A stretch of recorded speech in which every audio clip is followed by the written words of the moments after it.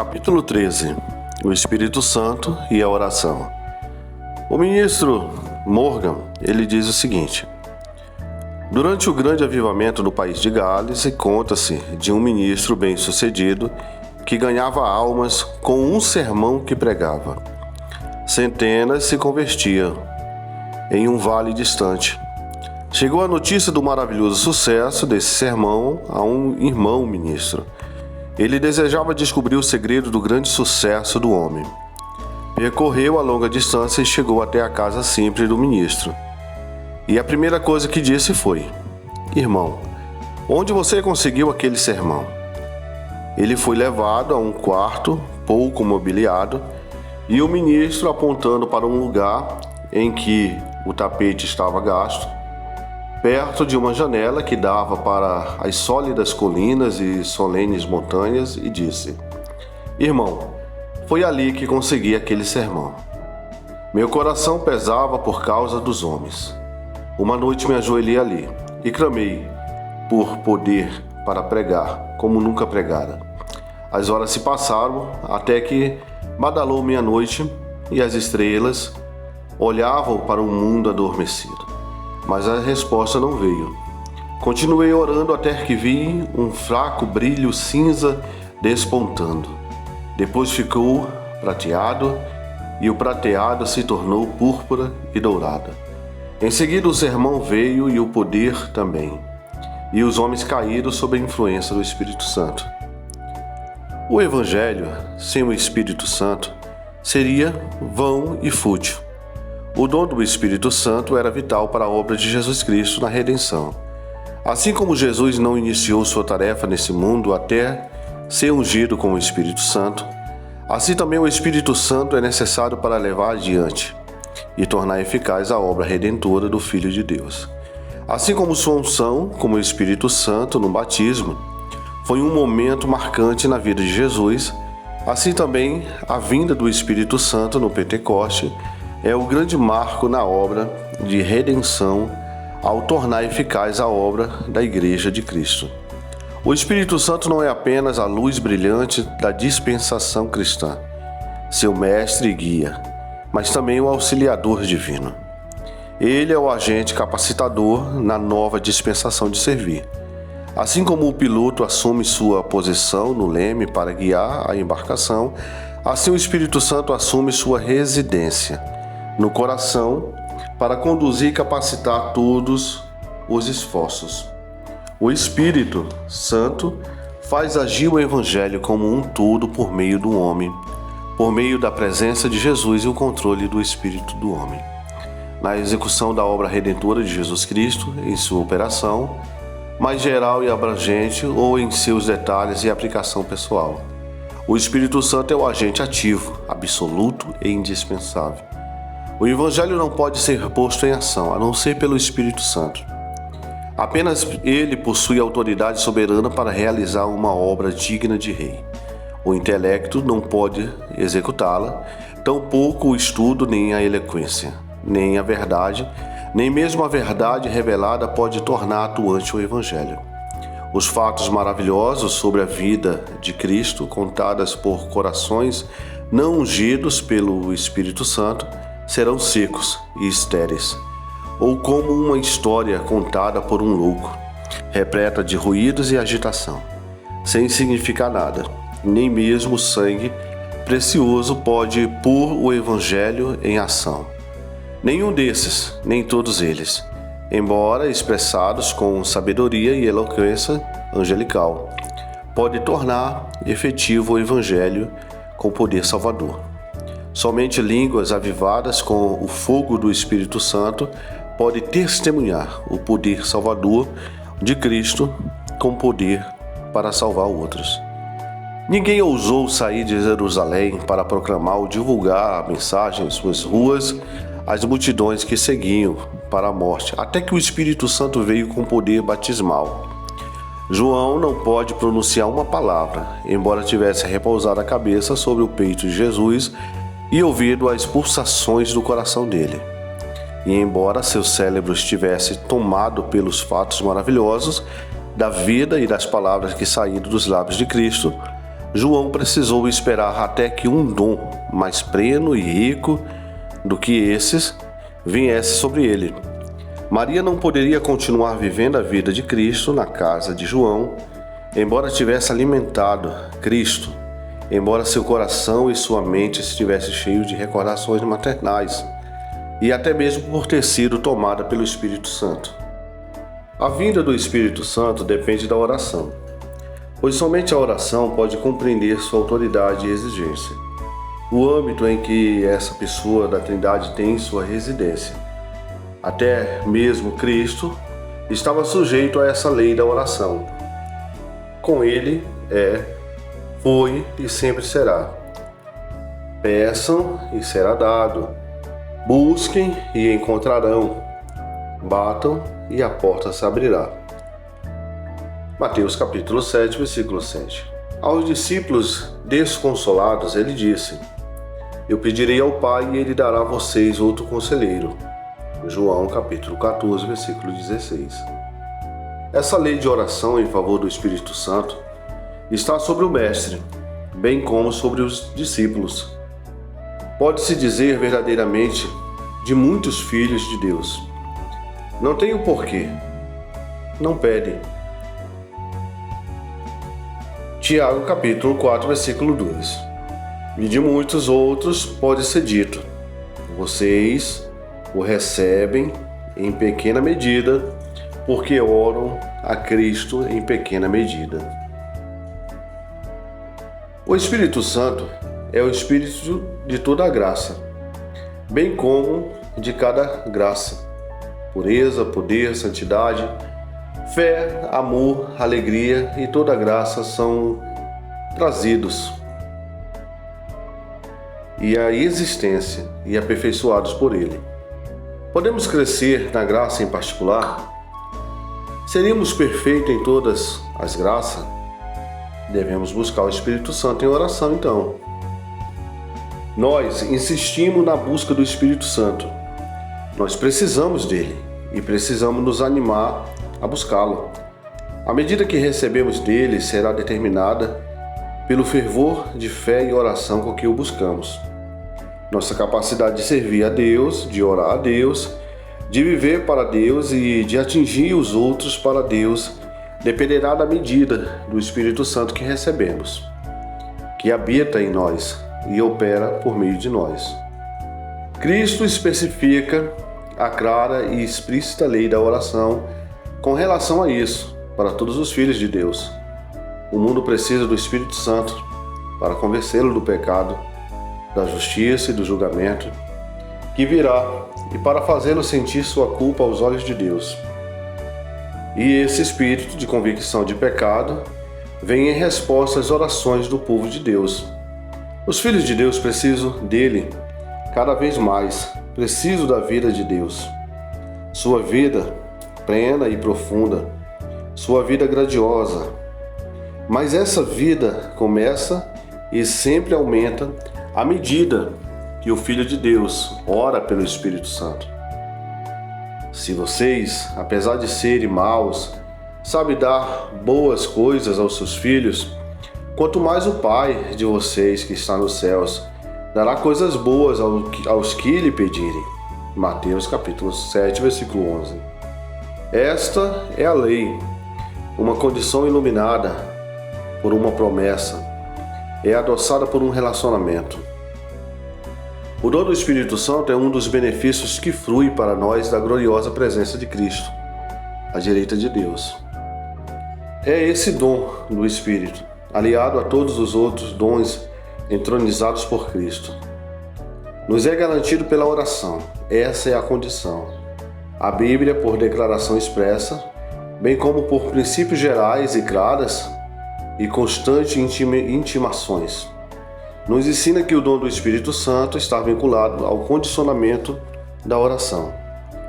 Que o Espírito Santo está no mundo assim como Deus está no mundo, isso é verdade. Que o Espírito Santo está no mundo assim como Cristo está no mundo, isso também é verdade. E também é verdade que não há nada atribuído a Ele. Está em nós e está no mundo, que não seja atribuído a Deus, a Cristo, estar em nós e no mundo. O Espírito Santo estava no mundo na medida apropriada antes do Pentecoste, e conforme foi buscado e objeto de oração, foi encontrado na medida de sua atuação. Os princípios não mudaram. A verdade é que, se não podemos orar pelo Espírito Santo, não podemos orar por nada bom que venha de Deus, pois Ele é a soma de todo o bem a nós. A verdade é que buscamos o Espírito Santo, assim como buscamos a Deus, e assim como buscamos Cristo, com muito clamor e lágrimas. E devemos buscar sempre mais e mais de seus dons, poder e graça. A verdade é que a presença e o poder do Espírito Santo em qualquer reunião está condicionada à oração de fé. Cristo expõe a doutrina de que o recebimento do Espírito Santo está condicionado à oração. E ele mesmo ilustra que essa lei universal, pois quando o Espírito Santo veio sobre Jesus no batismo, ele estava orando. A Igreja Apostólica em ação ilustra essa mesma grande verdade. Poucos dias depois do Pentecoste, os discípulos oravam com intensa agonia. Depois de orarem, tremeu o lugar em que estavam reunidos. Todos ficaram cheios do Espírito Santo. Atos capítulo 4, versículo 31. Esse incidente destrói qualquer teoria que nega a oração como uma condição da vinda do Espírito Santo depois do Pentecoste. E confirma a visão de que o Pentecoste, como resultado de longa batalha de oração, é ilustrativo e confirmatório de que os maiores e mais preciosos dons de Deus estão vinculados a pedir, buscar e bater.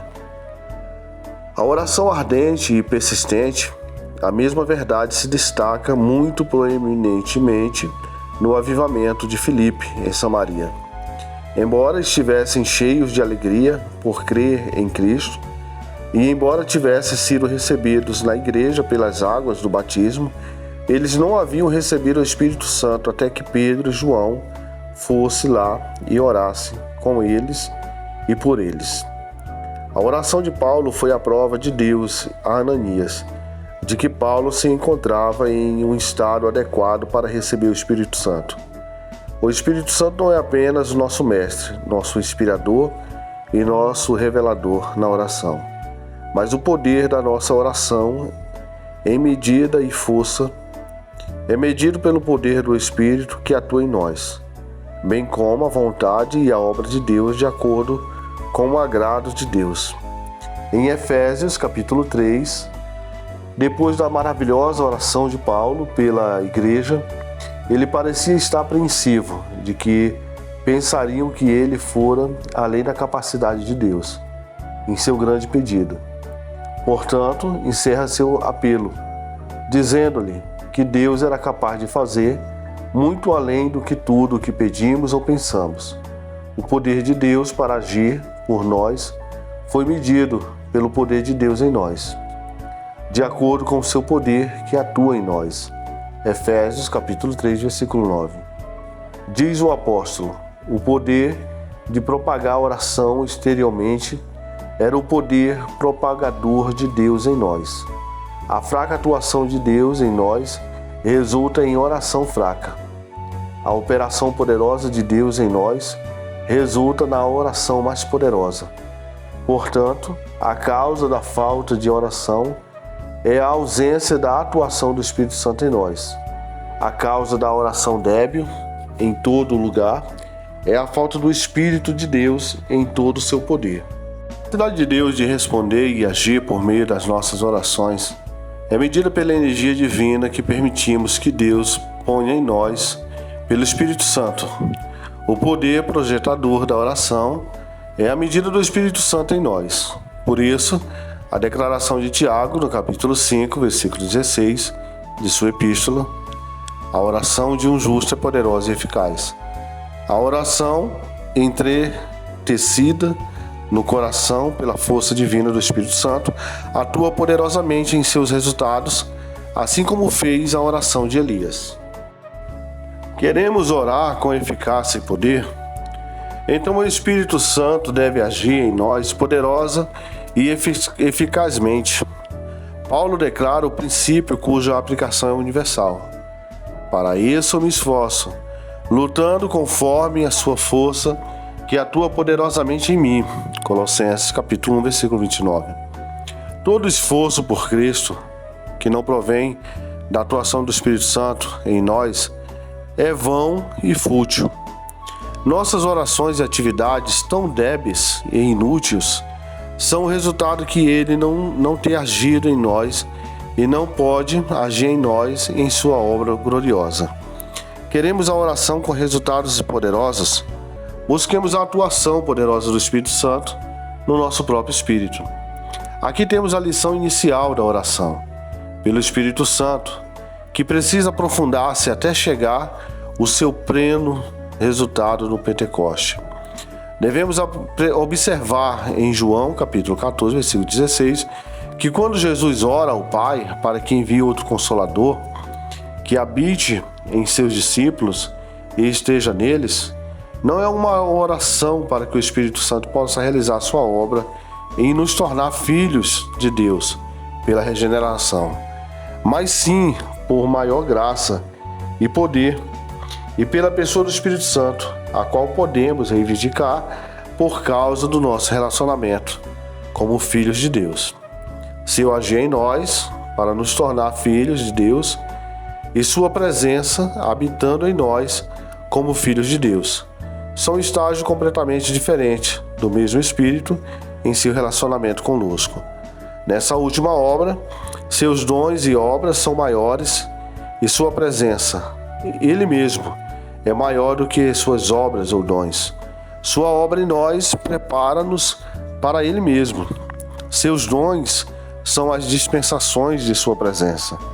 Ele faz de nós membros do corpo de Cristo por sua obra. Ele nos mantém nesse corpo por sua presença e pessoa. Ele nos capacita a desempenhar as funções como membros desse corpo, por meio de seus dons. Toda lição culmina em pedir pelo Espírito Santo, como o grande foco de toda oração. Na instrução do Sermão do Monte, há a promessa clara e definida. Se vocês, apesar de serem maus, sabem dar boas coisas aos seus filhos, quanto mais o Pai de vocês, que está nos céus, dará coisas boas aos que lhe pedirem. Mateus capítulo 7, versículo 11. Em Lucas, a expressão coisas boas está substituída por Espírito Santo. Todo bem está compreendido no Espírito Santo, e ele é a soma e o clímax de todas as coisas boas. Quão complexo, confuso e envolvido nos caminhos dos homens está a obtenção do dom do Espírito Santo como confortador, santificador. É aquele que nos capacita. Quão simples e direta é a instrução do nosso Senhor. Peça, isso é claro e direto. Peça com urgência, peça sem desfalecer. Peça, busque, bata até que ele venha. O Pai Celestial certamente o enviará, se você pedir por ele. Espere no Senhor pelo Espírito Santo, e a criança esperando, pedindo, insistindo, orando perseverantemente pelo maior dom do Pai e pela maior necessidade do Filho, o Espírito Santo. Como pode receber o Espírito Santo prometido com tamanha liberdade aqueles que o buscam diligentemente? Espere, insista e persevere com toda a calma, com todo o ardor de uma fé que não conhece o medo, que não dá lugar à dúvida, uma fé que não vacila na promessa por incredulidade, uma fé que em suas horas mais sombrias e deprimidas crê contra a esperança, que é iluminada e fortalecida pela esperança, que é salvar pela esperança. Esperar é orar. Aqui está o segredo que destranca qualquer castelo de desespero e que abre qualquer depósito de Deus. É a simplicidade do pedido do Filho ao Pai que dá com generosidade, liberalidade e alegria, infinitamente mais do que tudo o que conhecemos de pais terrenos. Peça pelo Espírito Santo. Busque o Espírito Santo. Bata pelo Espírito Santo. Ele é o maior dom do Pai para a maior necessidade do Filho. Nessas 3 palavras que Cristo nos deu, peça, busque e bata, encontramos a repetição dos passos da insistência e do esforço. Aqui ele ocupa tanto o lugar de quem tem autoridade, como de quem promete de forma mais poderosa, mostrando-nos que, se nos entregarmos em oração e perseverarmos, elevamo-nos a atitudes maiores, fortes, ou indo a profundezas mais desmedidas, a respostas inevitavelmente virá. Isso é tão verdadeiro que as estrelas deixariam de brilhar diante da tamanha petição, busca e insistência, a porta em obter o que é necessário e desejado. Não há um grupo de eleitos aqui, apenas a eleição da oração que não desanima, que importuna e nunca desfalece em seu esforço. Bata e a porta será aberta. Mateus capítulo 7, versículo 7. Nada pode ser mais forte do que essa declaração, que nos assegura a resposta, a não ser a promessa sobre a qual ele se fundamenta. Por isso digo, peça e será dado. Lucas capítulo 11, versículo 9.